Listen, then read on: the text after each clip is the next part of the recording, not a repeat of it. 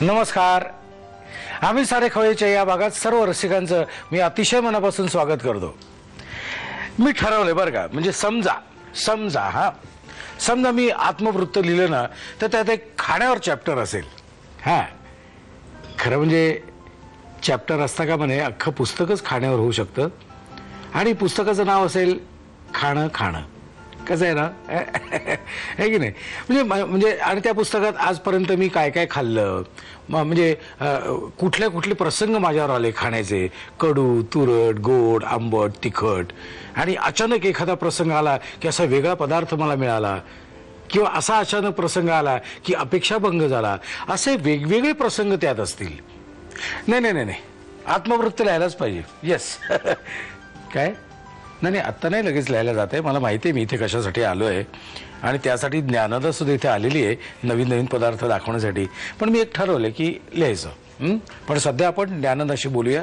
मनापासून स्वागत परत एकदा. बरं, मला सांग, एक मुळातला प्रश्न बरं का, या सगळ्यांच्या मनातला प्रश्न एक विचारतो की डाएट कोणी करावं? बरं, डाएट कोणी करावं हा प्रश्नच मला तसं बरोबर वाटत नाही. कारण डाएट म्हणजे खाणं. सो तुम्ही वेट लॉसचं डाएट कोणी करावं किंवा हाय कॅल्शियम डाएट कोणी करावं, आयर्न रिच डाएट कोणी करावं असा प्रश्न विचारला तर तो जास्त बरोबर असेल. ओके, म्हणजे डाएट म्हणजे खाणं. हा, लोकांना असं वाटतं डाएट करतोय म्हणजे नक्की वेट लॉसच डाएट करतोय. असं नाही. आता बरेच प्रेग्नेंट बायका माझ्याकडे येतात, त्या काही वेट लॉस साठी येत नाहीत, पण मग calcium rich, iron rich diet साठी येतात, फॉलिक रिच डाएट साठी येतात. सो बेसिकली डाएट म्हणजे वेट लॉस नाही. डाएट म्हणजे तुम्ही काय खाता, तुमचा खाण्याचा पॅटर्न काय आहे तो. आजकाल प्रत्येकाला असं वाटतं की आपण ऑइली खाऊ नये, किंवा म्हणून ते कम्प्लिटली फॅट्स बंद करतात. म्हणजे तुम्ही ऑइली खायचं नाही म्हणून तुम्ही तळलेलं काही खाऊ नका, डीप फ्राईड खाऊ नका, पण सगळंच ऑइल बंद करणं चांगलं नाहीये. कारण ऑइलमध्ये विटॅमिन ए, डी, ई, के ही जे विटॅमिन्स आहेत ती फॅट सोल्युबलच असतात. त्याच्यामुळे थोडेसे फॅट्स असणं शरीरात गरजेचं आहे. त्याच्यामुळे ही एक रॉंग कन्सेप्ट आहे की लोकांना वाटतं आपण काही फॅट्सचं खायचं नाही. त्याच्यानंतर बऱ्याच जणांना असं वाटतं की दिवसभर काही खाऊया नको, म्हणजे आज आपल्याला संध्याकाळी पार्टीला जायचंय तर आपण दिवसभर उपाशी राहू आणि मग रात्री काय ते खाऊ, म्हणजे आपण ते बॅलन्स करू शकू, आपलं वजन वाढणार नाही. पण खरं तर असं केल्याने मेटाबॉलिक रेट स्लो डाऊन होतो आणि मग वजन वाढतो. इनफॅक्ट सो कमी तर होत नाही, शिवाय ऍसिडिटी आणि डेफिशियन्सीचे सगळे प्रॉब्लेम चालू होतात. सो असं करण्यापेक्षा 2.5-3 तासांनी काहीतरी खाणं गरजेचं आहे. एखादं फळ तरी खायला पाहिजे डेफिनेटली. आमच्या खवय्यानं तू आज काय दाखवणार आहेस? आज मी मशरूम पालक टिक्की दाखवणार आहे. ओके, साहित्य सांगतेस का मला त्याचं काय? 1 वाटी पालक चिरलेला, 1 छोटी वाटी दाण्याचं कूट, 1 लहान वाटी बेसन पीठ, 1 वाटी गव्हाचं पीठ, 1 वाटी मशरूम बारीक चिरून थोडेसे वाफवून घेतलेले, आणि हे तांदूळाचं पीठ आणि रवा नुसतं त्यात टिक्की घोळवून घेण्यासाठी आहे. लिंबाच्या फोडी, नारळ, आलं लसूण मिरची पेस्ट चवीनुसार, मीठ चवीनुसार, आणि कोथिंबीर 1 लहान वाटी. ओके, आणि हे काय अळवाचं पान आहे का? नाही, हे पालकचंच पान आहे. ह्याच्यावर आपण तयार टिक्की ठेवणारच नंतर सजवण्यासाठी. ओके, म्हणजे ह्याचा आणि आता खाण्याचा काही संबंध नाही. ह्याच्या वर आपल्याला काहीतरी ठेवायचं, हे केळ्याच्या पानासारखा वापर करायचा आपल्याला. ओके, साहित्य बघितलेलं. आता आपण प्रत्यक्ष कृतीकडे जातोय. आपण काय करणार आहोत कृती? आता आपण हे सगळं एकत्र इथे मिक्स करून घेणार आहोत. बरं, आणि मग मळून घेणार आहोत. हे घालू ना? हो. किती घालू? सगळं पूर्ण 1 वाटी गव्हाचं पीठ, गव्हाचं पीठ, बेसन पीठ, हे दाण्याचं कूट. हे आपण बाइंडिंग साठी वापरतो बेसिकली. ओके, घालू सगळं? हो. मशरूम्स. ह्याच्यात आपण मीठ वगैरे काही घातलेलं नाही? नाही, नुसते उकडवून घेतले, कारण ह्याला स्वतःची काहीच चव नाहीये म्हणून. बरोबर.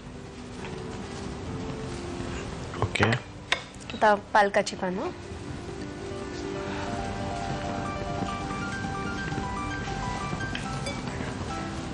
आलं लसूण मिरची पेस्ट, बस, मीठ थोडं,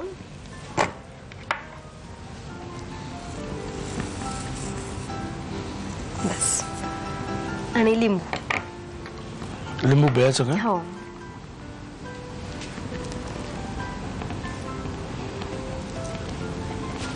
अजून बस, एवढा बस. आता आपण हे सगळं पाण्याचा हात लावून मळून घेऊ. आता पुढे काय करायचं? आता याचे आपण टिक्कीज करून घेऊ. ओके, लहान आकाराचे गोळे करून घ्यायचे.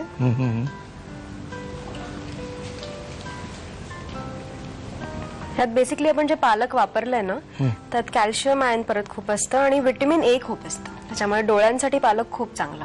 ओके, आपण लहान मुलांचे कार्टून्स वगैरे बघायचं ना, पॉपॉय द सेलर वगैरे, त्यात ते सगळे स्पिनच खाताना दाखवायचं. Correct. बेसिकली त्यांना हेच दाखवायचं असायचं की लहान मुलांनी पालक खावा, कारण डोळ्यासाठी आरोग्यासाठी चांगला असतो. हल्ली दुर्दैवाची गोष्ट अशी की लहान मुलं चष्मा लावून तेच बघत असतात.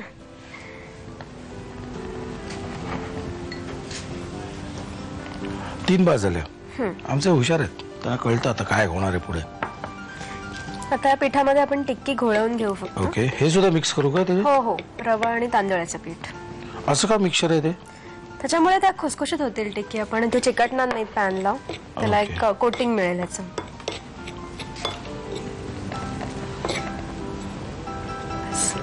बस बस. गॅस थोडासा मोठा करूया.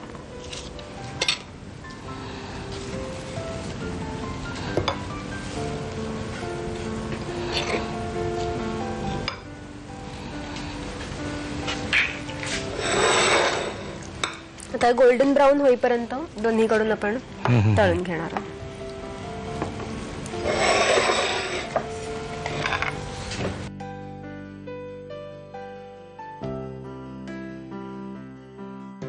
काय मस्त तळतं ना.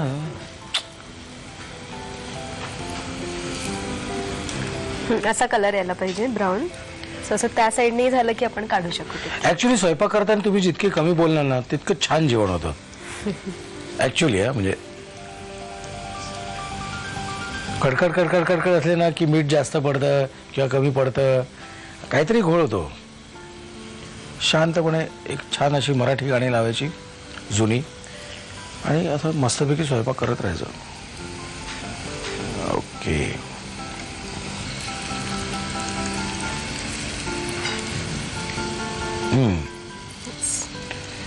Is coming.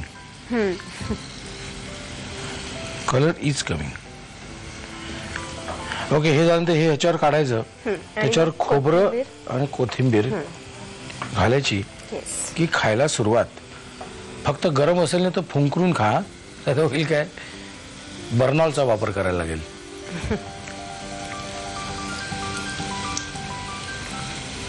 आता झाली आपली टिक्की ऑलमोस्ट. ओके, काढून घेऊया. मस्त कलर आलाय. बंद करू गॅस. हो चालेल.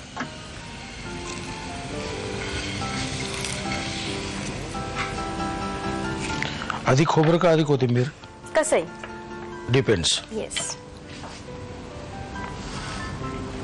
सकाळी उठल्यानंतर आधी ब्रश घ्यायचा आधी टूथपेस्ट घ्यायची असा प्रश्न नाही विचारत आपण.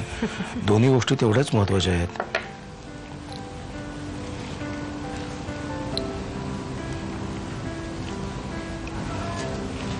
चला घ्या, लिहायला घ्या साहित्य आणि कृती.